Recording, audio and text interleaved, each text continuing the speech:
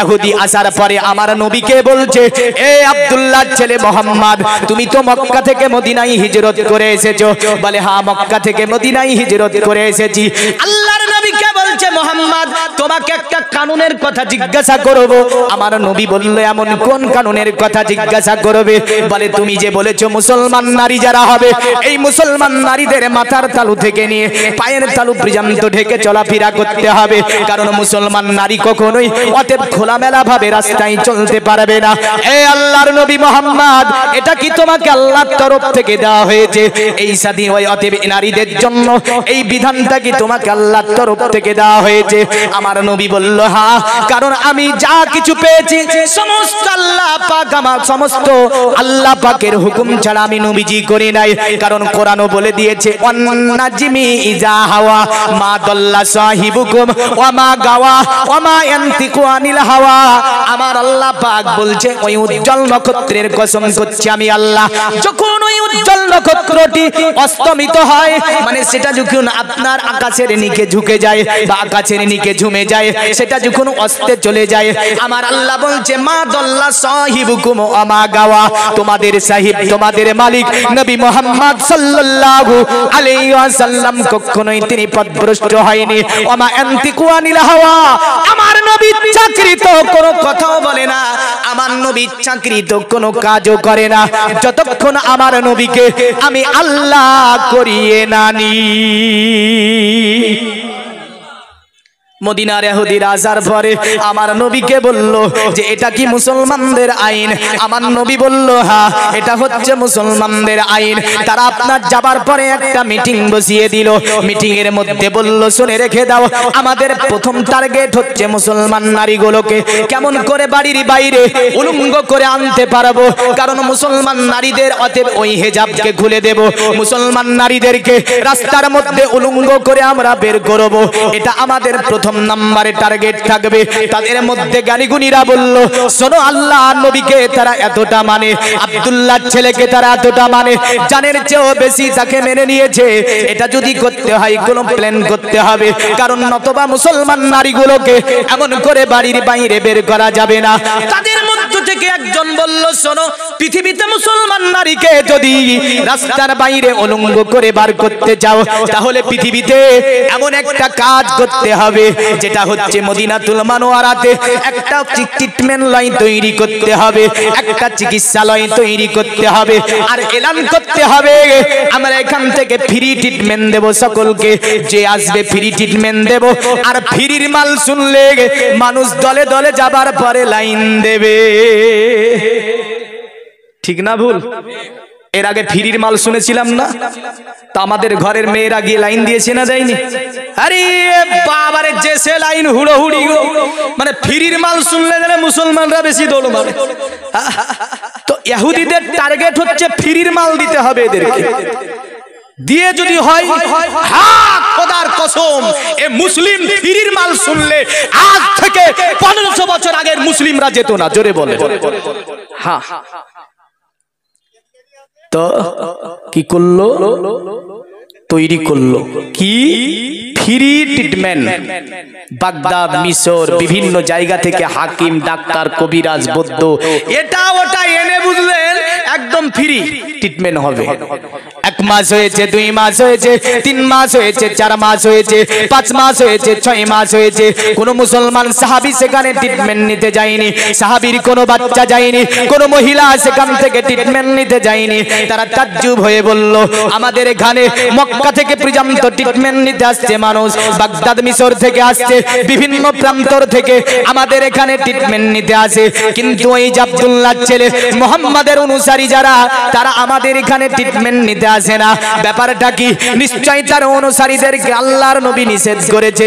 তারা দল বেঁধে আসলো আমার নবীর কাছে। আমার নবীকে আসার পরে বলল, এ মুহাম্মদ, তোমাকে আমরা একটা কথা বলবো। আমার নবী বলল, বলো, কি কথা বলবে? তারা বলল, মুহাম্মদ, তুমি কি তোমার অনুসারীকে নিষেধ করে দিয়েছো আমাদের এই সংস্থা থেকে ট্রিটমেন্ট নিতে? কারণ এখানে তো টাকা লাগে না, কোনতে ফ্রি ট্রিটমেন্ট দেওয়া হয়, নিশ্চয়ই তুমি নিষেধ করে দিয়েছো। দীর্ঘ 6 মাস হয়ে গেল, তোমার অনুসারীদের মধ্য থেকে একজনও আমাদের এখানে ট্রিটমেন্ট নেয়নি। আল্লাহর নবী বললেন, মদিনার খুদির আসনে রেখে দে। আমি নবীজি 6 মাস হয়েছে এখন পর্যন্ত কেউ তোদের এখানে ট্রিটমেন্ট নিতে যায়নি। আমি নবীজি ক্যালেন করে বলে যাচ্ছি কিয়ামতের সকাল পর্যন্ত আমার উম্মতকে আমি যা দিয়ে যাব, আমার উম্মত যদি সেগুলো জীবনে বাস্তবায়ন করে চলতে পারে, কিয়ামতের সকাল পর্যন্ত আমি আমার উম্মতকে এমন কিছু জিনিস দিয়ে যাব, ওগুলো যদি আমার উম্মত মেনে নিতে পারে, কিয়ামতের সকাল পর্যন্ত আমার উম্মতকে অন্য কোন জাতির কাছে যাওয়া লাগবে না, অন্য কোন জাতির কাছ থেকে অতএব সাহায্য দরকার হবে না। আমার উম্মতকে যা দিয়ে যাব এটাই কিয়ামতের সকাল পর্যন্ত যথেষ্ট হবে। এই চ্যালেঞ্জ আজ থেকে মুহাম্মদ সাল্লাল্লাহু আলাইহি সাল্লাম 1500 বছর আগে দিয়ে গিয়েছেন, কিন্তু আমরা মানতে পেরেছি? মানতে পারিনি।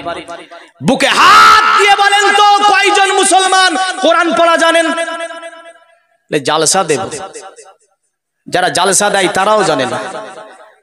আর নমাজ তো বুঝলেন মনে হয় যে মাপ সকলের উপর, মানে উচিত কথা বললে বন্ধু বেজার। আমি সেই দিন একটা জায়গা ছিলাম, তো এশার নমাজের সময় ঢুকলাম, বুঝলেন এশার নমাজে ঢুকে বুঝলেন দেখছি একবারে দৌড়িয়ে বেড়াচ্ছে সব কমিটি।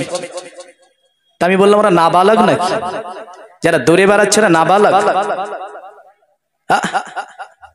নীতিতে আসুন, রুলসে আসুন, নিশ্চয়ই কাজ হবে। আর রুলসে না আসলে কখনোই কাজ হবে না। এই কোরআন আমেরিকাতে নিয়ে গবেষণা করলো, বিরাট সেমিনার বিজ্ঞানীদের। তো বলছে, কেউ বলছে শোনো মুসলমানরা একটা কথা বলে যে ওদের কাছে একটা কিতাব আছে যার নাম হচ্ছে আল কোরআন। মোহাম্মদ তো বলে দিয়েছে কোরআন মানলে নাকি তাদের কোনো অসুবিধা হবে না। আর ওরা বলে এই কোরআনে কোনো ভুল নাই। কি নাই? ভুল আছে? কোরআনে কোনো ভুল নাই। সঙ্গে সঙ্গে একজন বিজ্ঞানী দাঁড়িয়ে গেল, বলে কে বলেছে ভুল নাই? বলল কেন? যুগ যুগ ধরে অতএব এই কোরআনের কেউ ভুল ধরতে পারেনি। এই কোরআন অনেক বিজ্ঞানী, অনেক সায়েন্টিফিক মনীষী, জ্যোতিষী থেকে নিয়ে কেউ আজ পর্যন্ত একটা ভুল প্রমাণ করতে পারেনি। কিন্তু বেদ, বাইবেল, জানদে বাস্তা, মহাভারত থেকে নিয়ে গীতা থেকে রামায়ণ, এমন করে পৃথিবীর জমিনে বাইবেল যাই বলেন না কেন, যদি ভারতের বাইবেল পাকিস্তানে মিলান, এমন করে ভারতের বেদ যদি পাকিস্তানে মিলান, ছদ্মে এদিক ওদিক, গদ্যে এদিক ওদিক, পদ্মের ব্যাখ্যায় আলাদা, এমন করে মন্ত্রগুলো উল্টো পাল্টা করা রয়েছে। কিন্তু খোদার কসম পৃথিবীর জমিনে ভারতের কোরআন পাকিস্তানের সঙ্গে মিলিয়ে দেন, 14টা সূরা একভাবে সাজানো আছে, আপনার আয়াতগুলি একভাবে সাজানো আছে, আমেরিকার সঙ্গে মিলিয়ে দেন একইভাবে সাজানো আছে। এমন করে আপনি পৃথিবীর জমিনে যত দেশ আছে, আপনার লেবানন থেকে নিয়ে টিউনিসি থেকে, জর্ডান থেকে নিয়ে যত পৃথিবীতে দেশগুলি আছে, সমস্ত জায়গায় আল কোরআন আছে। একটা আয়াত তো দূরের কথা, সূরা তো দূরের কথা, একটা অক্ষরের আজ পর্যন্ত কেউ উল্টো পাল্টা দেখাতে পারেনি, কিয়ামত পর্যন্ত পারবে না। জোরে বলেন সুবহানাল্লাহ। আমেরিকাতে বলল, কে বলেছে মুসলমানদের কোরআনে ভুল নাই? উনি বলল আমি ভুল দেখিয়ে দেব। যার নাম ছিল নারেন্দ্র সিং, বিখ্যাত একজন লেখিকা, বিখ্যাত একজন বিজ্ঞানী, বুঝলেন। তিনি দাঁড়িয়ে বলল মুসলমানদের কোরআনে ভুল ধরিয়ে দেব। তাকে বলল তুমি যদি মুসলমানদের কোরআনের ভুল ধরিয়ে দিতে পারো তাহলে তোমার সমাজে বড় নামগাম হবে, সমাজে বড় অতএব তোমার নামগাম হবে, আর মুসলমানদের মুখে চুনকালি পড়বে। জীবনে কোনোদিন অতএব বলতে পারবে না যে মুসলমানদের কোরআনে ভুল নাই। কোন মুসলিম সাহস করে এই কথাটা বলার সাহস পাবে না। নরেন্দ্র সিং বলল সারা পৃথিবীর জমিনে বেদ পড়েছি, বাইবেল পড়েছি, মহাভারত পড়েছি, জানদে বাস্তা পড়েছি, গীতা পড়েছি, সমস্ত ধর্মীয় গ্রন্থের মধ্যে আমি কিছু না কিছু দেখতে পেয়েছি, তবে মুসলমানদের কোরআনও নিশ্চয়ই কিছু পেয়ে যাব। বলল পারবে তো? বলে হ্যাঁ। তিনি কথা দিলেন, আমি কথা দিলাম মুসলমানদের কিতাবের উপরে আমি একটা ভুল ধরে কিতাব রচনা করে বিশ্ববাসীকে দিয়ে যাব, যাতে মুসলমানদের মুখে চুনকালি পড়ে যাবে। আল্লাহুম্মা সাল্লি আলা মাওলানা মুহাম্মদ ওয়া আলা আলিহি अरे पढ़ो गो कुरान मधुर सुरे दिए मन प्राण अंतर तुम्हार सदा হবে পড়িলে কোরআন। জোরে বলুন, আর একটু জোরে বলতে হবে। সকলে তো সুবহানাল্লাহ বললেন। পাঁচজন ভাই আমার হাত তুলে বলুন তো, আমি কোরআন শরীফ পড়া জানি না। মৌলভী সাহেব কথা দিলাম কোরআন শরীফ পড়া শিখে নেব। দুইজন তিনজন তুলেছে, বাদ বাকি সকলে জানে নাকি? মনে হচ্ছে জানে। 2 লাখ টাকা চাইছি মনে হলো না দেখে, মনে হলো 2 লাখ টাকা আমি চাইছি, মানে হাত তুলবে না, খোদার কসম বলছি। এই কথাটা লিখে নিয়ে কাফনে করে নিয়ে যাবেন। আল্লাহ আপনাকে এটা জিজ্ঞাসা করবে, বান্দা তুই কোরআন তো জানতি না, তোকে বলেছিল কোরআন পড়া শেখার জন্য হাত তুলতে, তো হাত তুলিসনি কেন? হ্যাঁ, যত শুনে একটা জিনিস, যে এই জিনিসটা যদি আজকের ওয়াজে আমি দুটো মানুষকেও কোরআন শেখাতে পারি ওয়াজ শুনে, তবে মনে করব যে আমার এই আজকের ওয়াজটা করা সার্থক হয়েছে। ঠিক না ভুল? আর দুটো মানুষকে যদি আমি নমাজি বানাতে পারি, হ্যাঁ না, তো প্রথম আজকের আমার আলোচনাটা কোরআনের ওপরে, দ্বিতীয় আমি শেষ স্টেপে নমাজকে নিয়ে কিছু কথা বলে দেব। তবে দেখেন, যিনারা জানেন না অবশ্যই কোরআন পড়া শিখে নেবেন ইনশাআল্লাহ। বলুন, अरे ओजू करो कुरान खोलो काबार दिके बसे, अरे धीरे धीरे पढ़ो कुरान जीवन काटबे सुखे,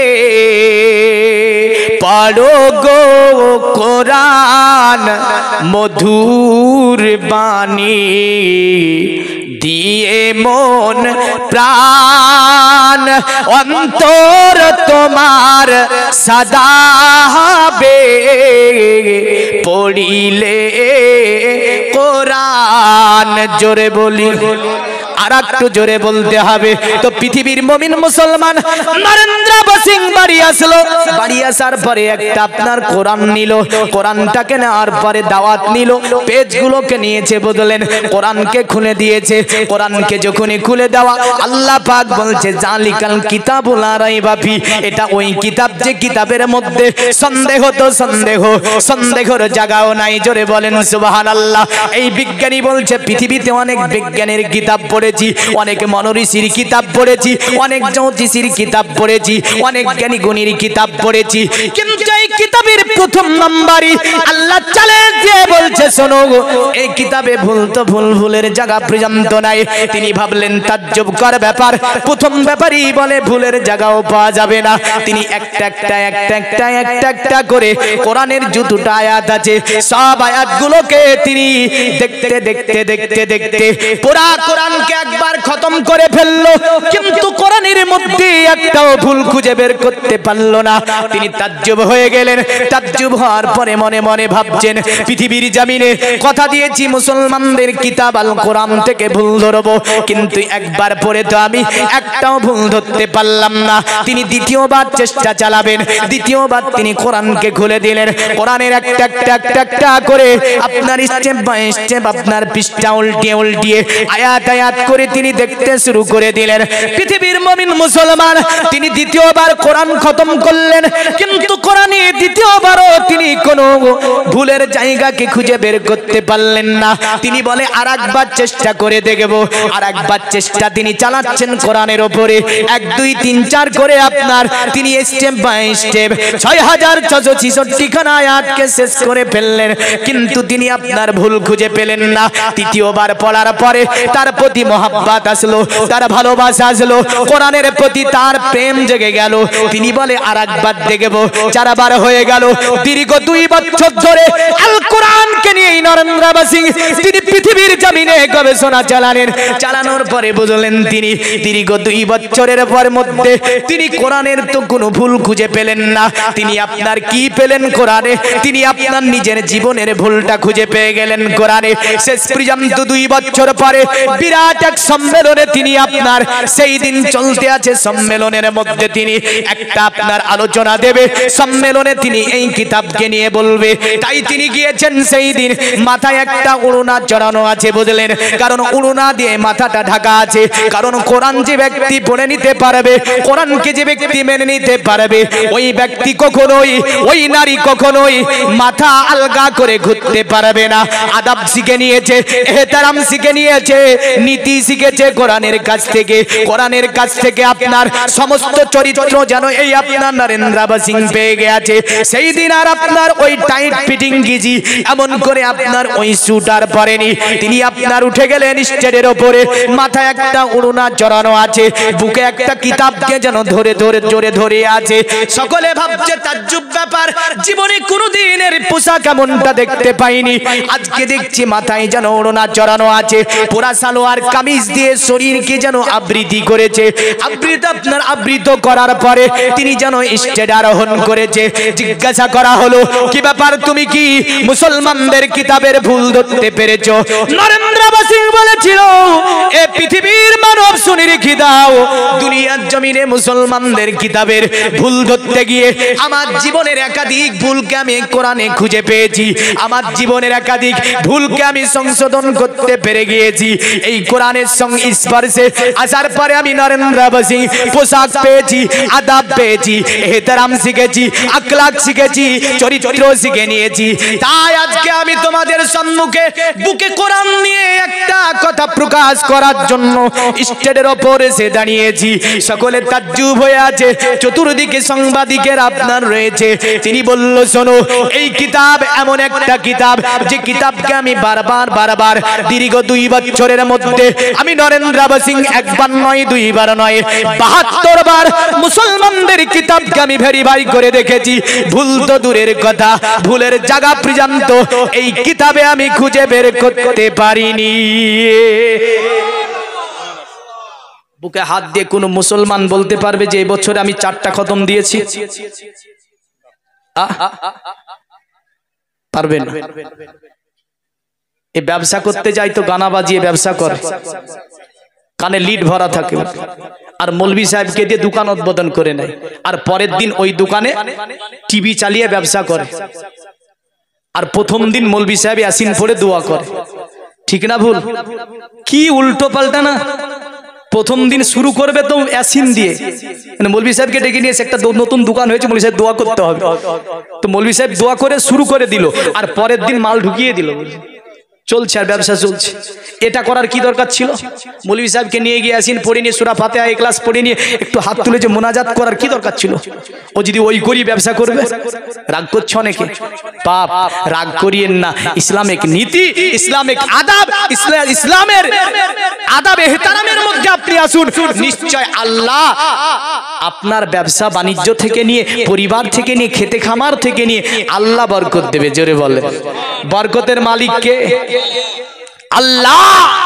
বরকতের মালিক হচ্ছেন আমার আল্লাহ, শান্তি দেওয়ার মালিক হচ্ছে আমার আল্লাহ, সুস্থ রাখার মালিক হচ্ছে আমার আল্লাহ, দুনিয়ার জমিনে আপনাকে চলমান রেখেছে আল্লাহ, শ্বাস কার্য পরিচালনা করছে আল্লাহ।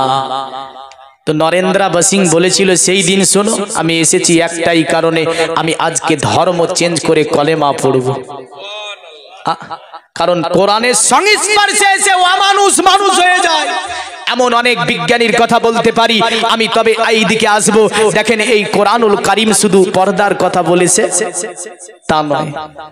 জগবেদের মধ্যে আছে অদং পස්සব্বে মাপ্রি সনাতং পদগোহারো মাতে কসপল গোদসংস সাহারি ব্রহ্ম ভুবিত।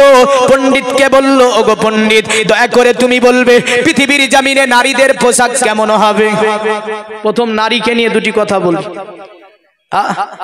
আমার সমাজে নারী যেভাবে বর্তমান চলে ফিরে বেড়াচ্ছে, জান্নাত পাওয়া খুবই মুশকিল। নবী বলেছে, আদ-দায়ুসু লা ইয়াদখুলুল জান্নাহ, দায়ুস কখনো জান্নাতে যাবে যাবে না। নবীকে বলল, নবীজি দায়ুস কে হবে দয়া করে বলবেন। নবী বললেন, যে পিতা নিজের কন্যাকে ইসলামের অঙ্গিনায় রাখতে পারলো না ওই পিতা হবে দায়ুসের মধ্যে। নবী বললেন, যে বড় ভাই নিজের বোনকে ইসলামের অঙ্গিনায় রাখতে পারলো না ওই বড় ভাই হবে দায়ুসের মধ্যে। যে স্বামী পৃথিবীতে নিজের স্ত্রীকে ইসলামের অঙ্গিনায় রাখতে পারলো না ওই স্বামী হবে দায়ুসের মধ্যে। যে শ্বশুর নিজের পুত্রবধূগুলোকে ইসলামের অঙ্গিনায় রাখতে পারলো না ওই শ্বশুর হবে দায়ুসের মধ্যে। যে পরিবারের মেম্বার ওই পরিবারের মেয়েদেরকে ইসলামের অঙ্গিনায় রাখতে পারলো না ওই পরিবারের মেম্বার হবে দায়ুসের মধ্যে। একটা মেয়ে কতজনকে বানালো?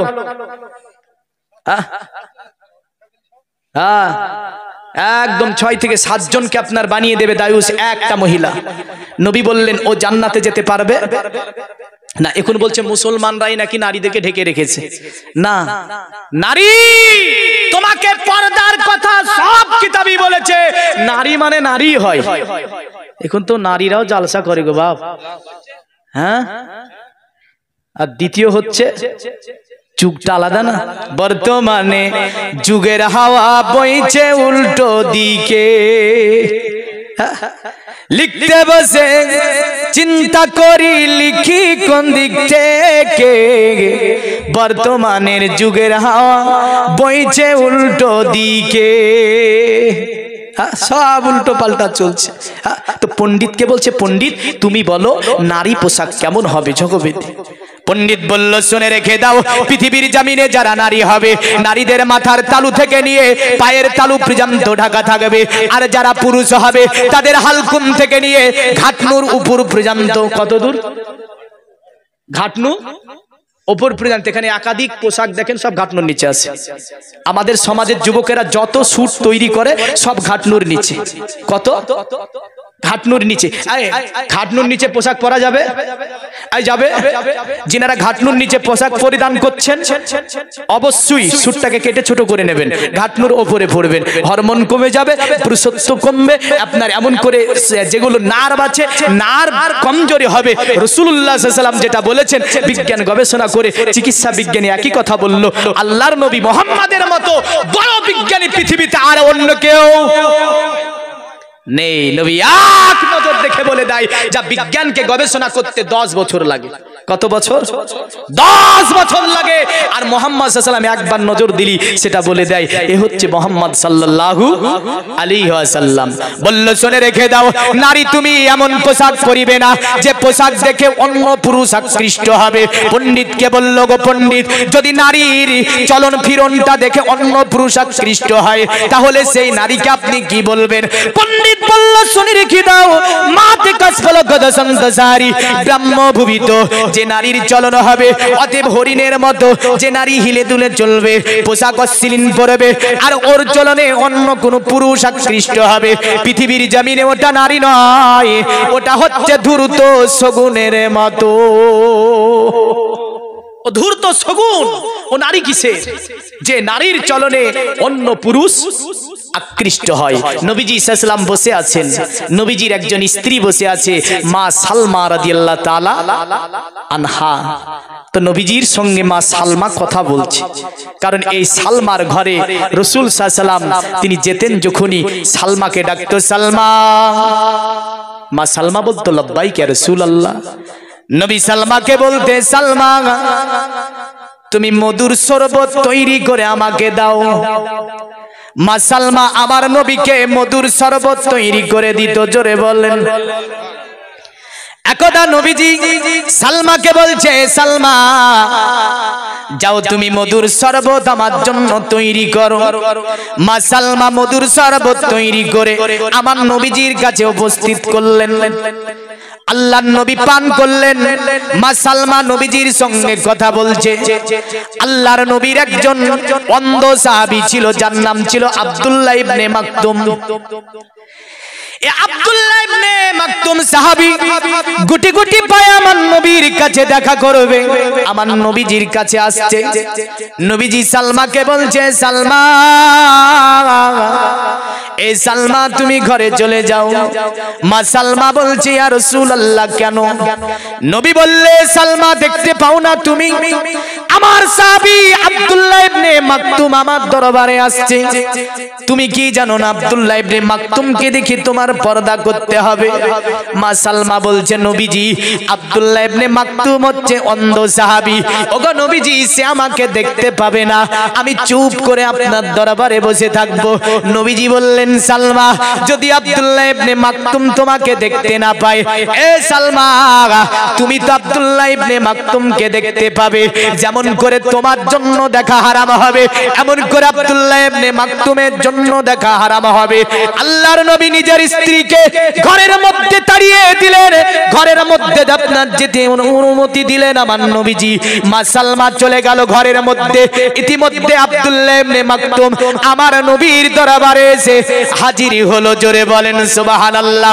পর্দার বিধানটা কত দূর দেখেন। খোদার কসম বলছি, ওগো নারী, পৃথিবীর জমিনে তোমার কোনো সম্মান ছিল না, পৃথিবীতে তোমাদেরকে জিন্দা পুঁতে দেওয়া হতো। এ নারী, পৃথিবীতে তোমাদের কোনো জায়গা ছিল না, কোনো জ্যোতিষী মনোঋষি এসে তোমাকে সমাজে উন্নতের সমাজে স্থান করে দিতে পারেনি। পৃথিবীর জমিনে সকল ধর্মের মানুষ তোমাকে নিয়ে খেলা করেছে, সকল জ্যোতিষী মনোঋষি এই পর্যায়ে তোমাকে পৌঁছাতে পারেনি যে জায়গায় আমার নবীজি তোমাকে আরোহণ করে দিয়েছে। আমার নবীজি তোমাকে সমাজের উন্নত শিখরে আরোহণ করেছে। নবীজি দেখেছিলেন তারা নারীদেরকে জিন্দা দাফন করে দেয়, নারীদেরকে নিয়ে তারা পশুর মতো ব্যবহার করে। নবীজি ওই সময় মক্কাতে বলেছিলেন, যতদিন পর্যন্ত আমি নবীজি নারী অধিকারকে পৃথিবীর জমিনে ফিরিয়ে দিতে না পারবো, আমি নবীজি এই মক্কা থেকে অতএব দুনিয়ার জমিন থেকে আমি নবীজি যাব না। আমার নবী বলেছিল, এ নারীরা তোমরা ভয় পেও না, দুনিয়াতে তোমাদেরকে অতএব মরুর প্রান্তর ঘুরে পুঁতে দেয়। আমি রাসূলুল্লাহ বলছি, পৃথিবীর জমিনে তোমাদেরকে এমন একটা জায়গায় স্থান করে দেব যে সকলে তোমাদের সম্মান করবে। তবে নারী যদি মানে তো ভালো, আর না মানলে গেল। হ্যাঁ, নারীদের পর্দা সম্পর্কে কটি কথা। নবীজি সাল্লাল্লাহু আলাইহি সাল্লাম তিনি দেখলেন যে নারীদেরকে যখন জিন্দা দাফন করে, তো আল্লাহর নবী মক্কাতে বলছেন যে যতদিন পর্যন্ত আমি নারী অধিকার ফিরিয়ে দিতে না পারবো, অতদিন আমি নবীজি মক্কা দুনিয়া থেকে যাব না। তো নবীজি কি বলছে দেখেন। আল্লাহর নবী সাল্লাল্লাহু আলাইহি সাল্লাম তিনি আপনার সাহাবীদেরকে বলছেন, শোনো আমার সাহাবীরা, দুনিয়ার জমিনে তোমরা নারীদেরকে মারিবে না, নারীদের প্রতি তোমরা অন্যায় করিবে না, নারীদের প্রতি তোমরা অত্যাচার করিবে না, নারীদের প্রতি তোমরা অনাচার করিবে না। কোন সাহাবী বলল, ইয়া রাসূলুল্লাহ, যদি আমার স্ত্রী ভুল কাজ করে তাহলে কি তাকে আমি মারতে পারবো না? নবীজি বললেন, শুনে রেখে দাও, তোমার নারী যদি, তোমার স্ত্রী যদি 100টা কাজ করে, 99টা যদি ভুল করে, একটা কাজ যদি ঠিক করে, ওই 99টা কাজ যদি মাপযোগ্য হয়ে যায়, একটা ঠিকের ওপরে নারীর 99টা ভুলকে মাপ করে দাও। সাহাবী বলছে, নবীজি মারতে কি পারবো না? আল্লাহর নবী বললেন, না। আবারও বলছি, নবী যদি এমন অন্যায় করে যেটা মাপযোগ্য নয়, নবী বললেন যদি মাপযোগ্য না হয়ে থাকে একটা মারো। কটা? 2টি মারো, 3টি মারো, তার বেশি নারীকে তুমি মারিও না। জোরে বলবেন না। এ নারী, এই অধিকার তোমাকে কেউ পাইয়ে দিতে পারেনি। তোমাকে রাসূলুল্লাহ কত ভালোবেসেছে। সাহাবীরা বলছে, আমরা নবীকে জিজ্ঞাসা করলাম, নবী বলেন পৃথিবীতে সবচেয়ে কাকে বেশি ভালোবাসেন? নবী বললেন আয়েশাকে। জোরে বলবেন না। কাকে বেশি ভালোবাসে? আয়েশা, তিনি তো একজন নারী। তো নবীজি প্রথম উত্তরই বললেন, আমি পৃথিবীতে সবচেয়ে যাকে বেশি ভালোবাসি তিনি হচ্ছে আয়েশা। নবী দেখলেন মক্কাতে 1 নয় 2 নয় 600 পরিবারের নেতা, যার নাম ছিল দাহিয়াতুল কালবি। ইনি ইসলাম যখন কবুল করে নিলেন, অনেক ঘটনা ইসলাম কবুল করাতে ওই দিকে যাব না, আমি নারী বিষয়গুলোকে টেনে আনবো আজের মধ্য থেকে। দাহিয়াত আল কালবি তিনি ইসলাম কবুল করলেন। নবীজি সেই রাত্রি দোয়া করেছিলেন, আল্লাহুম্মা আইজাল ইসলামা বি দাহিয়াত আল কালবি, আল্লাহ ইসলামের ইজ্জত সম্মানকে যদি তুমি রক্ষা করতে চাও, দাহিয়াত আল কালবিকে হেদায়েত দাও। নবী হেদায়েত, আল্লাহ হেদায়েত দিল, কলেমা পড়লো। নবীর দরবারে মসজিদের থম ধরে দাঁড়িয়ে দাঁড়িয়ে অঝার নয়নে কাঁদছে। নবী বললেন, দাহিয়া কাঁদছো কেন? ফিরে আসলো, বলে নবী 73টা মেয়েকে মরুর প্রান্তর ঘুরে আমি দাফন করেছি জিন্দা। নবীজি কাঁদতে লাগলেন, বলে তুমি এত পাষাণ যে মরুর প্রান্তর ঘুরে ছোট ছোট মহিলাকে তুমি মরুর প্রান্তর ঘুরে পুঁতে দিলে। নবীজি এবার বলছে, হাদিসে দেখেন, আল্লাহর নবী বললেন, পৃথিবীর জমিনে যে মা প্রথম অতএব নারী অতএব কন্যা সন্তান জন্ম দেবে, ওই বাড়িতে যেন আল্লাহর রহমত নেমে আসলো। জোরে বলবেন। নবী বললেন যে পিতা একটা কন্যা সন্তানের জন্ম দিল, কন্যাটাকে সুন্দরভাবে লালন পালন করলো, ইসলামিক রুলসের মধ্যে চালালো। আল্লাহর নবী বললেন তার জন্য একটা জান্নাত রয়েছে। কোন সাহাবী বলল, নবীজি আমার দুটি কন্যা আছে। নবী বললেন দুটি জান্নাত পাবে। আর একজন বলল, নবী আমার তিনটি কন্যা আছে। নবী বললেন তিনটি জান্নাত পাবে। আর একজন বলল, চারটি আমার কন্যা আছে, বলল চারটি জান্নাত পাবে।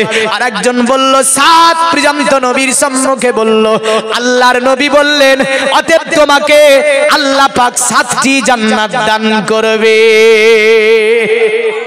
কত বড় বর্ণনা নারীদের জন্য, যে একটা কন্যা সন্তানের যে ব্যক্তি মালিক হবে সে একটা জান্নাতের মালিক। সুবহানাল্লাহ। কেন এত বড় কথা বললেন নবী? এই কারণে যে ছেলেগুলোকে নারী মানে প্রথম সন্তান যদি কন্যা হতো, ওকে জিন্দা পুঁতে দিত, আবারও কন্যা, জিন্দা পুঁতে দিত, আবারও কন্যা, জিন্দা পুঁতে দিত। নবী বলছে, শোন, যাদেরকে জিন্দা পুঁতেছিস আর পুঁততে পারবি না, আমি নবী এমন সংবিধান বলে যাব, এমন সংবিধান তৈরি করে দিয়ে যাব যে এই নারীদেরকে ভালো না বাসলে জান্নাত যাওয়া যাবে যাবে না। তো রাসূল সাল্লাল্লাহু আলাইহি সাল্লাম নারীদের প্রতি অত্যাচার করতে নিষেধ করলেন। তো নবী যা দিয়ে গেলেন আমাদেরকে, এগুলো না দরকার আছে না নাই? হ্যাঁ, নবী যা বললেন সেগুলো আমাদেরকে মানা দরকার আছে। আল্লাহর নবী সাল্লাল্লাহু আলাইহি ওয়াসাল্লাম যার কারণে আপনার সনাতন ধর্মের একটা কিতাবটির নাম হচ্ছে আপনার ভবিষ্য পুরাণ। এই ভবিষ্য পুরাণের মধ্যে বলেছে, এতসলিলন্তরে মিলোচ্চাচার্যেন সম্ভাবিত মহামাদিতি খ্যাত শিক্ষ শাখা সম্ভাবিত নিপ্রসেচ মহাদেবং মরিস্থল নিবাসী নমো গঙ্গা জলশ্চ সংস্নপ্য পঞ্চগব্য সম্ভবিতে নমস্তে বিরিজানা মরিস্থল নিবাসিনে তীব্র সুরনসায় বহু মায়া প্রবার দিনে। বলল দুনিয়ার জমিনে মরুর স্থলে একজন ব্যক্তি আবির্ভাব হবে, জিনার চরিত্র হবে অতি উত্তম। জোরে বলেন। আচ্ছা, নবী কোরআন দিয়ে ইসলাম প্রচার করেছে না চরিত্র দিয়ে? কোরআন দিয়ে। আল্লাহ বলছে, ইন্নাকা আলা খুলুকিন আযীম। এ নবী, আপনি উত্তম চরিত্রের অধিকারী। আপনার চরিত্র দেখে দলে দলে দলে দলে মানুষ এসে ইসলাম কবুল করে নিয়েছে। আপনার চরিত্র দেখে আজ বিভিন্ন ধর্মের মানুষ এসে কি করেছে? ইসলাম কবুল করে নিয়েছে। কিন্তু আজকে আমাদের কথা শুনে মানুষ আর কেন? আমাদের চলাই ভুল, বলাই ভুল, খাওয়াই ভুল, উঠাই ভুল, বসাই ভুল, পোশাকে ভুল, আশাকে ভুল, এ ভুল, ও ভুল, দুনিয়ার সব ভুল আমাদের মধ্যে ঢুকে গিয়েছে না যায়নি? সব বুঝলেন, জোরে পাল্টে আমরা চালাই। কারণ যুগটাই হচ্ছে অন্যরকম যুগ, ইন্টারেস্ট। সেদিন আমাকে একটা মাসালা জিজ্ঞাসা করছে, কি বেশ অ্যাপস, ওই অ্যাপসে নাকি টাকা রাখলে লাভ পাওয়া যাবে। একজন মৌলভী সাহেব রেখেছে, বললেন যুগটা কোন যুগ দেখেন। তা আমি বললাম যে অ্যাপসটা মানে আমি তো বুঝি না, আমাকে বুঝিয়ে দাও তো। বললো মৌলভী সাহেব এখানে ইনভেস্ট করতে হবে, ইনভেস্ট যদি করেন আপনি তাহলে টাকা পাবেন। এটা সুদ না? সুদ না? সুদ না? সুদ না। একাধিক মানুষ এর পিছনে পড়ে আছে। যার কোন রাসূলুল্লাহ বলেছেন এমন একটা যুগ আসবে, এমন একটা জামানা আসবে, হারাম হালাল মানুষ বাঁচবে না, জড়িয়ে পাল্টে চালাবে আর মসজিদে গিয়ে ইবাদত করবে। হারাম হালাল আর বাঁচাবাচির সময় নাই। হ্যাঁ দেখেন, আমি যেটা বলতেছিলাম, পৃথিবীর জমিনে ইহুদিদের বহু চক্রান্ত চলছে। এই চক্রান্ত থেকে আমাদেরকে বাঁচতে হবে। বিভিন্ন অ্যাপসের মধ্য দিয়ে, বিভিন্ন আমাদেরকে টাকার প্লাবন দেখিয়ে, বিভিন্ন আমাদেরকে ইনভেস্টের প্লাবন দেখিয়ে আমাদের মধ্যে হারামকে ঢুকিয়ে দিচ্ছে না, দিচ্ছে না, দিচ্ছে। এই থেকে আল্লাহ আমার সমাজকে হেফাজত করে, সকলে বলুন আল্লাহুম্মা আমিন। কারণ একদিন আমাদের সকলকে মরতে হবে। পৃথিবীর জমিনে উত্তম চরিত্রের যিনি অধিকারী, তিনি কে? মুহাম্মদ সাল্লাল্লাহু আলাইহি ওয়াসাল্লাম।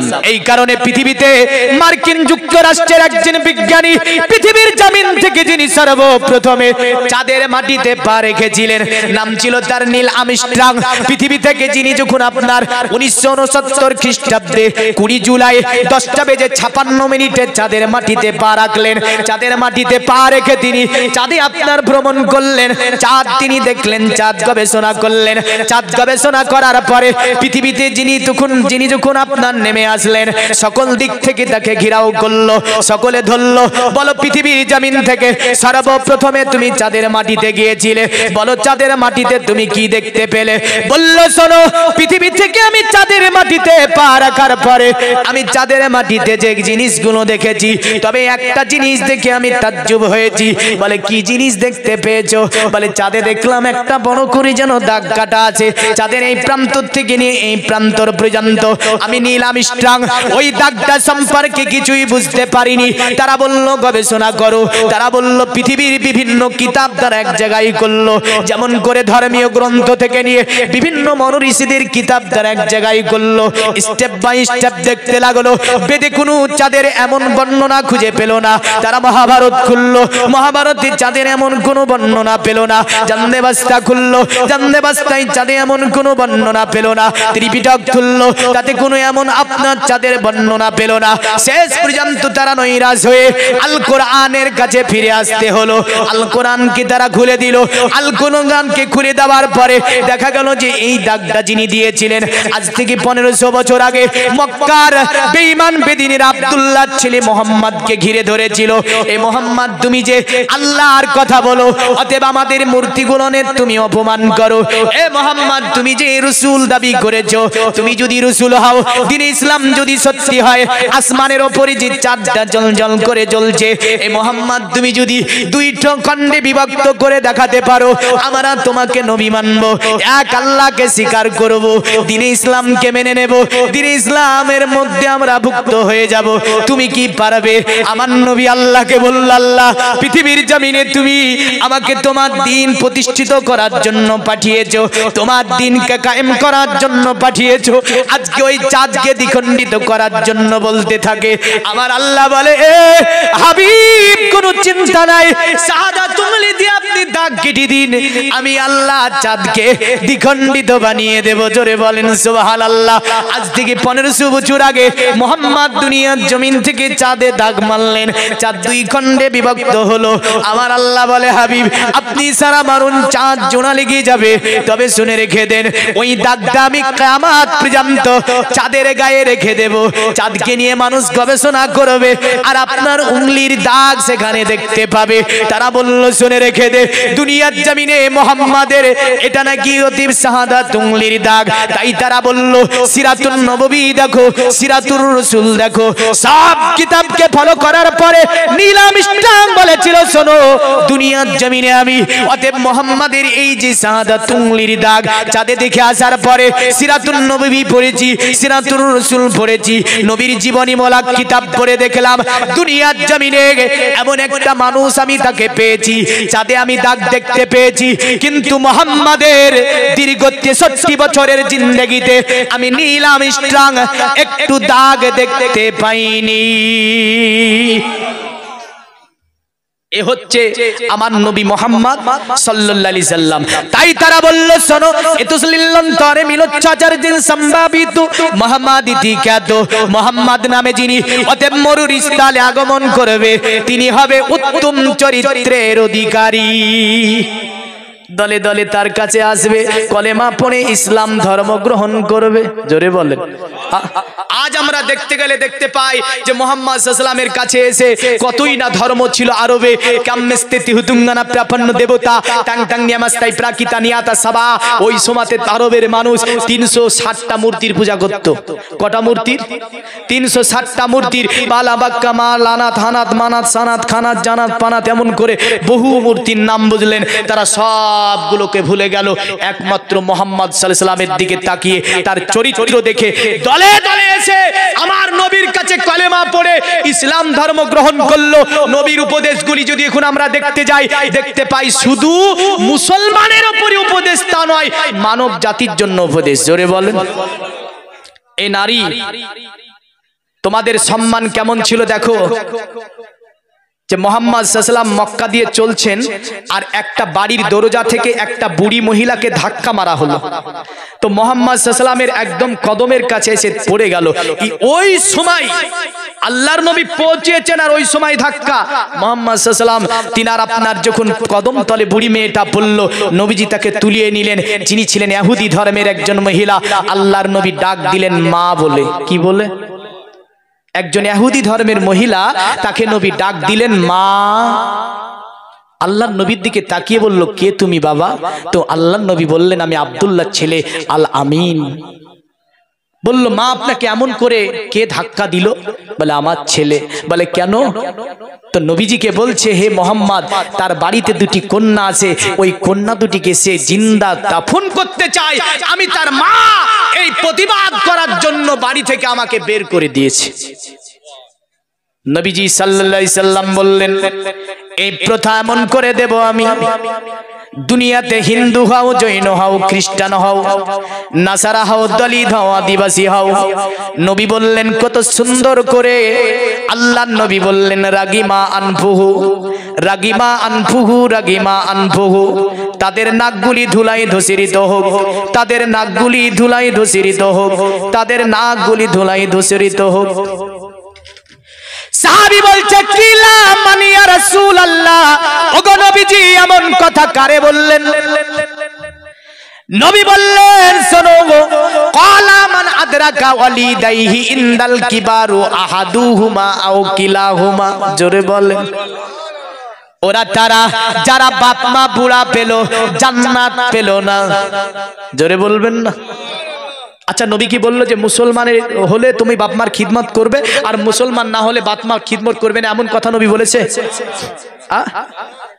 আল্লাহর নবী বললেন, শোনো, এ পৃথিবীর সন্তান, তুমি হিন্দু হও, জৈন হও, খ্রিস্টান হও, নাসারা হও, দলিত হও, আদিবাসী হও, যে ধর্মেরই হও না কেন, বাবা মা তুমি খিদমত করবে। তোমার মা পূজা দেখ বা না দেখ, তোমার বাবা মন্দিরে যাক বা না যাক, তোমার বাবা গির্জায় যাক বা না যাক, এ সন্তান তুমি যে ধর্মেরই হও না কেন, বাবা মার খিদমত করতে হবে। তাই আরবের বুড়ো বুড়ো মানুষেরা বলেছিল, মুহাম্মদ যে ধর্ম বলতে আছে, এ তো তার পার্থক্য নিজস্ব ধর্ম নয়, কারণ তিনি সব ধর্মের কথা বলে। আল্লাহর নবী যা বলে ওটাই ঠিক। তাই দলে দলে পৌরজান বেদ বলছে, পৌরজান পদানাংবে হতিস কিলাস সুসা। তাই দলে দলে মানুষ এসে আল্লাহর নবীর কাছে কলেমা পড়ে ইসলাম ধর্ম গ্রহণ করেছে। আল্লাহুম্মা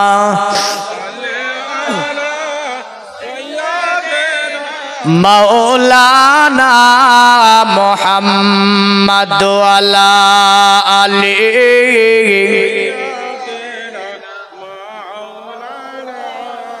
আরে একদিন তোমাকে পরিয়ে কাফন, আত্মীয় স্বজন করবে দাফন। করবে না? করবে না? একদিন তোমাকে পরিয়ে কাফন, আত্মীয় স্বজন করবে দাফন। হঠাৎ চলে যাবে আদরের ধন, প্রিয় মা বাবার ভাসিয়ে নয়ন, তৈরি থেকো তৈরি রেখো সুন্নতি আমাল ঈমান, একদিন তোমারি নাম মসজিদে হবে এলান। আরে একদিন তোমারি নাম মসজিদে হবে এলান, তৈরি থেকো তৈরি রেখো কবরে মান সামান, একদিন তোমারি নাম মসজিদে হবে এলান। নামে সামজারি করিবে এত বন্ধ হয়ে যাবে জীবন নাটক, বাহাদুরি থাকিবে না দেহে জৈবন, ফুরিয়ে বসন্ত আসিবে শ্রাবণ। আসবে না আসবে না আসবে না? যদি দেখেন আপনাদের দেখতে আমার একটু অসুবিধা এই কারণে লাইটটা আমার ডাইরেক্ট চোখে পড়ছে, আর এমনি রাত্রি জাগা মানুষ আমরা, চোখের লাইট পড়লে খুব অসুবিধা। তো যাই হোক, দেখেন এই জৈবন থাকবে, রক্তের তেজ থাকবে, এই জৈবন রক্তের তেজ অহংকার গৈরব ফিকির সব একদিন নষ্ট হয়ে যাবে। এই যুবক ভাবছে এটাই হয়তো থেকে যাবে না, একদিন তোমাকে বৃদ্ধাক্য উপনীতি হতে হবে, যেমন বসন্তের চলে গেলে শ্রাবণের দেখা মেলে, হ্যাঁ না? নামে সামন জারি করিবে এত বন্ধ হয়ে যাবে জীবন নাটক, বাহাদুরি থাকিবে না দেহে জৈবন, ফুরিয়ে বসন্ত আসিবে শ্রাবণ, তৈরি থেকো তৈরি রেখো কোরআনি আমাল ঈমান, একদিন তোমারি নাম মসজিদে হবে এলান, একদিন তোমারি নাম মসজিদে হবে এলান। আল্লাহুম্মা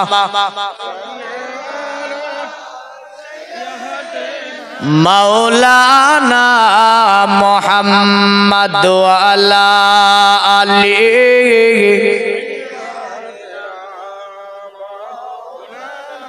পৃথিবীর মুমিন মুসলমান তারা শুধু তাই বলে নাই, তারা বলল পৃথিবীর জমিনকে যিনি অতএবে পৃথিবীর জমিনটাকে যিনি বাসযোগ্য করে তুলেছেন তিনি হচ্ছে আব্দুল্লাহ ছেলে মোহাম্মদ, পৃথিবীতে মানুষকে মানব হিসাবে যিনি প্রতিষ্ঠিত করেছেন তিনি হচ্ছে আব্দুল্লাহ ছেলে মোহাম্মদ, দুনিয়ার জমিন থেকে যিনি কুসংস্কারকে মিটিয়েছেন তিনি হচ্ছে আব্দুল্লাহ ছেলে মোহাম্মদ, দুনিয়ার জমিন থেকে যিনি অশ্লীলতাগুলোকে মিটিয়েছেন তিনি হচ্ছে আব্দুল্লাহ ছেলে মোহাম্মদ। অতঃপর বলল নমস্তে বিরিজানাত মরিস্থল নিবাসিনে, ওগো মরিস্থলে আগমনকারী ব্যক্তি তোমাকে জানাই আমরা প্রণাম, তোমাকে জানাই আমরা সাধুবাদ। তিপ্রা রাসূলুল্লাহ সাহেব বহুমায়া প্রবার দিনে দয়া করে তোমার কদমের নিচে আমাদেরকে একটু জায়গা দিও, তাহলে আমাদের জীবনটা ধন্য হয়ে যাবে। জোরে বলেন সুবহানাল্লাহ।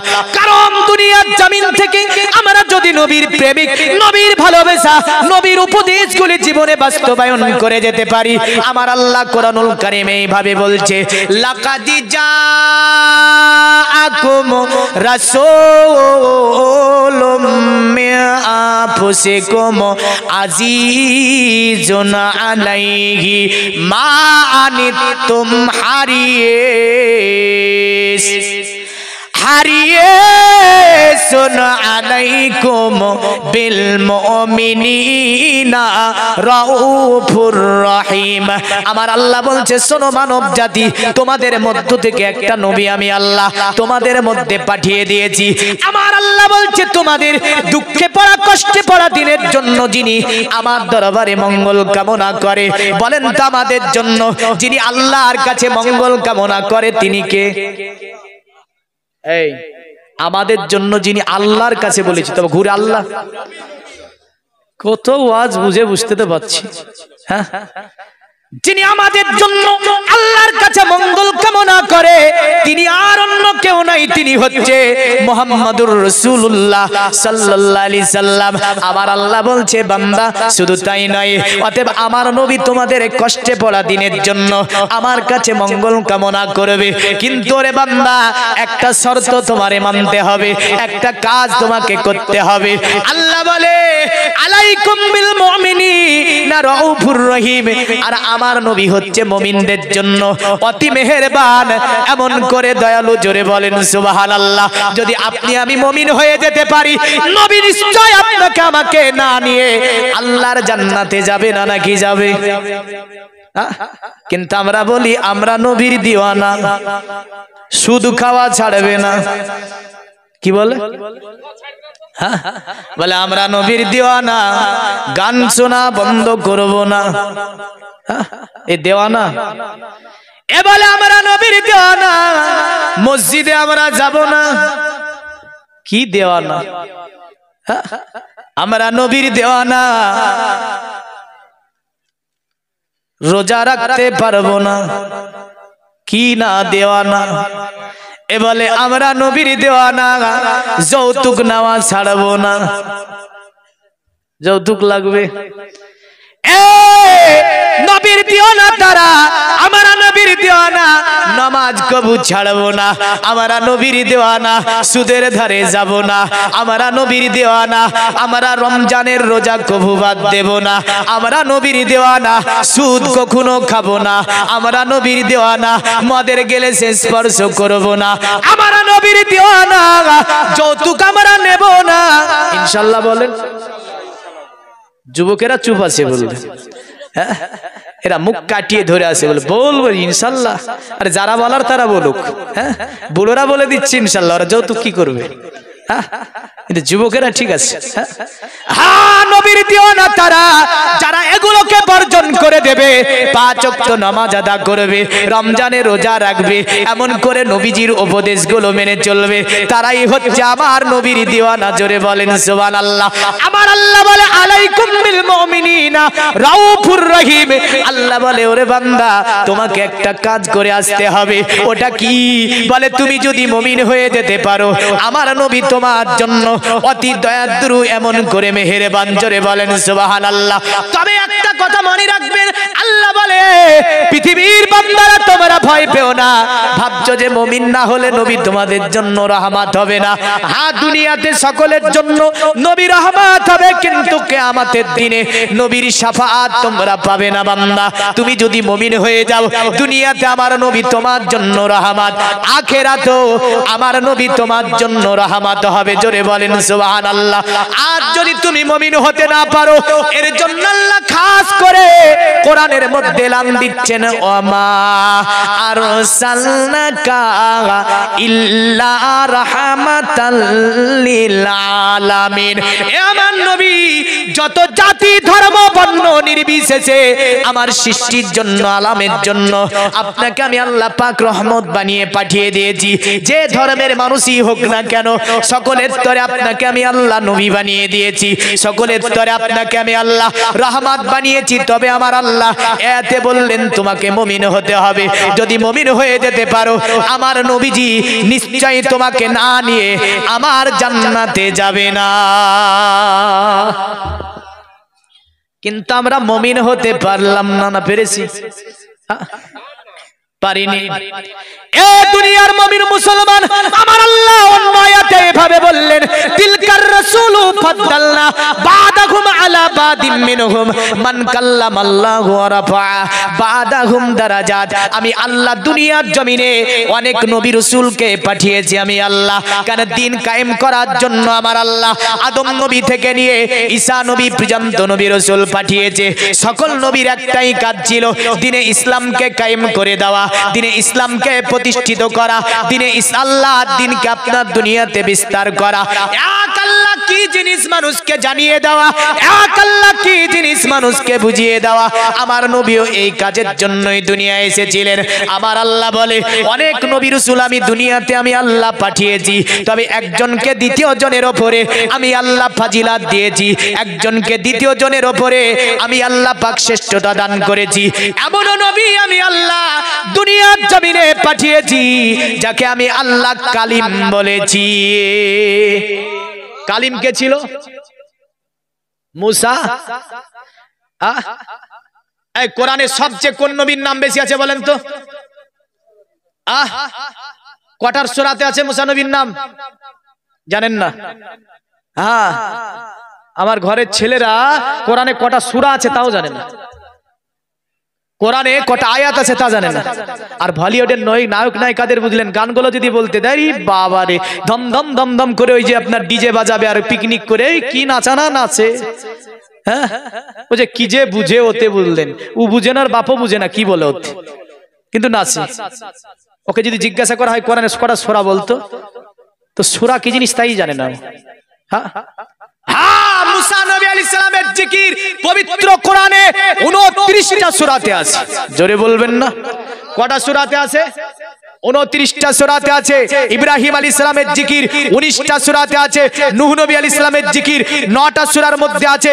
এমন করে আমার আল্লাহ পাক এক একজনের 4টি সূরা, 2টি সূরা, 1টা সূরা, 5টা সূরা, 7টা সূরা, সবচেয়ে মুসা নবী আলাইহিস সালামের জিকির 29টা সূরাতে এনেছে। সবচেয়ে মুসা নবীর নাম কোরআনে বেশি আছে। জোরে বলবেন না? এটা জানা গেল না গেল না? জানা গেল। আল্লাহ সূরা বাকারার মধ্যে বলছে আমি আল্লাহ মান কাল্লামাল্লাহ, এমন রাসূল পাঠিয়েছি দুনিয়ার জমিনে যার সঙ্গে আমি আল্লাহ ডাইরেক্ট দুনিয়াতে কথা বলতাম, যাকে আমার আল্লাহ কালিম উপাধি দিয়েছিলেন। আমার আল্লাহ বলছে ওয়ারাফা বাদাহুম দারাজাত, আর সকল নবীদের উপরে আমি আল্লাহ যাকে শ্রেষ্ঠতা দান করেছি তিনি হচ্ছে মুহাম্মদুর রাসূলুল্লাহ সাল্লাল্লাহু আলাইহি ওয়াসাল্লাম। তাহলে নবীজির উম্মত আমরা, আমার আল্লাহ সূরাতুল বাকারাতে বলছে এইভাবে, শোনো অতএব এই নবীর উম্মতেরা, আমি আল্লাহ পাক তোমাদেরকে সমস্ত উম্মতের উপরে শ্রেষ্ঠতা দান করেছি। কারণ যত নবীর উম্মত আছে সকলের চেয়ে শ্রেষ্ঠ উম্মত হচ্ছে নবী মুহাম্মদুর রাসূলুল্লাহর উম্মত। সকল উম্মতের উপরে শ্রেষ্ঠ এরা। এই কারণে অথর্ববেদে বলেছি অসবু মাসু গমারুহি দীপ্তং জগৎপতি হসিনা সাদুদমান নমস্তে সবার যে গুণা নিবিতান চিররান্না সোনা খোনাং হয়না প্রতিমুদ্দাতি নিপ্রলিঙ্গ চুদ্ধ দোষান কোটি সোনিয়নো সতিং হতে সং ভবিষ্যন্তি মানাংসি বিসদানিবে বসুদে বাংলা গাতি পুণ্যগন্ধানি স্পিরিসাম পরজান পদানাংবে হতিস কিলান সোসা। মানে করবে এবার তো, মানে নিতে গেলে কিছু দিতে হয় না, হয় না? এই দিতে হয় না? কিছু নিতে গেলে কিছু দিতে হয়। ইব্রাহিম আলাইহিস সালাম দাঁড়িয়ে আছে, তো ইব্রাহিম আলাইহিস সালাম বললেন, হঠাৎ করে ইব্রাহিম আলাইহিস সালাম শুনতে পাচ্ছি কি জানেন? আল্লাহু আকবার, আল্লাহু আকবার। ইব্রাহিম আলাইহিস সালাম চারিদিকে তাকিয়ে বলছে ব্যাপারটা কি? এই অরণ্য জঙ্গলে আল্লাহর নাম এত সুন্দর সুরে নেয় কে? দেখা যাক। তো তাকিয়ে দেখছে একটা পথিক। কে? পথিক। একবার বলে চলে যাচ্ছে। বললেন, বলে পথিক এই দাঁড়াও, বলে বলো, বলে একবার আল্লাহর নাম তুমি আমাকে শুনিয়ে দাও। পথিক বলছে টাকা লাগবে। কি লাগবে? টাকা। টাকা ছাড়া আল্লাহর নাম হবে না। ইব্রাহিম বলছে শোনো আমার কাছে কোনো টাকা নাই। বলে তাহলে আল্লাহর নাম শোনাবো না। বলে আমার কাছে ছাগলের দল আছে, ছাগল নিয়ে শোনাও। বলে ঠিক আছে ছাগল। হ্যাঁ, কটা দেবে? বলে কটা নেবে? বলে অর্ধেক নেবো, একবার শোনাবো, অর্ধেক লাগবে। বলে তাই? বলে হ্যাঁ দেবো। পথিক আওয়াজ শুরু করল আল্লাহর নাম। ইব্রাহিম নবী সেজদায় গেলেন, সেজদা থেকে মাথা তুলে দেখছে আবার পথিক বন্ধ করেছে। বলে এ পথিক আর একবার কি আল্লাহর নাম শোনানো যাবে না? বলে যাবে, তবে মাল লাগবে। বলে আর একবার শোনালে সব ছাগল লাগবে। বলে ঠিক আছে দিলাম। শুনিয়ে দিল। আবার বলছে পথিক আর একবার কি শোনানো যায় না? বলে যাবে, তবে মালটা লাগবে। বলে আমার কাছে ছাগলও নাই, পয়সাও নাই, তবে একটা কাজ আমি করে দিতে পারবো, তোমার এই ছাগলগুলো চড়িয়ে দেবো। আর একবার শোনালে, ছাগল চড়াতে একটা মানুষ লাগবে? বলে তাই নাকি? বলে একদম আল্লাহর নাম শুনিয়ে দিল গো। যখনই শুনিয়ে দেয় ইব্রাহিম আলাইহিস সালাম সেজদায়, সেজদা থেকে মাথা উঠিয়ে দেখে আর কেউ নাই। তিনি একজন খালিল আল্লাহর নবী ছিলেন। আল্লাহর কাছে আবেদন করলেন, আল্লাহ ছাগলগুলো বুঝিয়ে দিতে হবে তাকে আমার, কারণ এই মাল তো আমার আর নাই। আল্লাহ আমি কারে বুঝিয়ে দেব? আল্লাহ বলে, ইব্রাহিম, এ নবী ইব্রাহিম উনি দুনিয়ার কোনো মানুষ ছিল না, উনি ছিল আল্লাহর ফেরেশতা জিবরাইল আলাইহিস সালাম। তাহলে মানে তো বলবো, তবে প্রথমত এখানে একটা জায়গা ক্রয় হয়েছে, মসজিদ এখনো হয়নি, যা শুনেছি আমি, মসজিদ এখনো হয়নি। নবী বলেছেন, মান বানা লিল্লাহি মাসাজিদান বালাল্লাহু লাহু বাইতান ফিল জান্নাহ, যারা পৃথিবীতে আল্লাহর ঘর মসজিদ বানায় তাদের জন্য আল্লাহ জান্নাতে ঘর বানায়। এই জোরে বলবেন না? যারা মসজিদ পৃথিবীতে বানায় তাদের জন্য আল্লাহ জান্নাতে কি বানায়? আচ্ছা, আমার কথা ভুল হতে পারে, আপনার কথা ভুল হতে পারে, আর একজনের কথা ভুল হতে পারে। আচ্ছা বলেন তো,